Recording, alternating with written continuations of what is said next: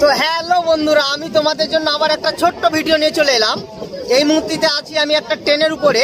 এই ট্রেনটার নাম হচ্ছে লালগোলা মেনু 63-102 ট্রেন নাম্বার। তো এই যে 5 ঘন্টা সফর, 5 ঘন্টা লোকাল ট্রেনে 5 ঘন্টা সফর। এই সফরের মধ্যে একটা এই ট্রেনে বাথরুম নেই, এই ট্রেনে একটা বাথরুম নেই পুরো 5 ঘন্টা। সেইখান থেকে ছাড়ে 8:35 আর সেইখানে ট্রেনটা ঢোকাবে তোমার 1:25-এ। তো এই যে 5 ঘন্টা যে সফরে যাবে, যে এতগুলো যে যাত্রীর এত যে অসুবিধা হয়, এই অসুবিধা এই লোকাল ট্রেনে 5 ঘন্টার মধ্যে তো বাথরুম থাকা দরকার।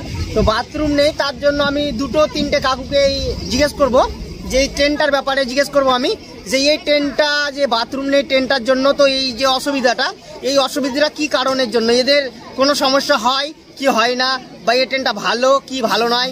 কেননা লালগোলা থেকে কলকাতা পথটা অনেকটাই পথ, কিন্তু যাই হোক এমার্জেন্সির জন্য আমাদের লালগোলা থেকে যে ট্রেনগুলো ছাড়ে সেই ট্রেনগুলোতে অনেকগুলোতে এখন বাথরুম দিচ্ছে না, লোকাল ট্রেনগুলোতে দিচ্ছে না। তো আমি 4-5টা কাকুকে জিজ্ঞেস করব তাদের প্রশ্ন কি হয়।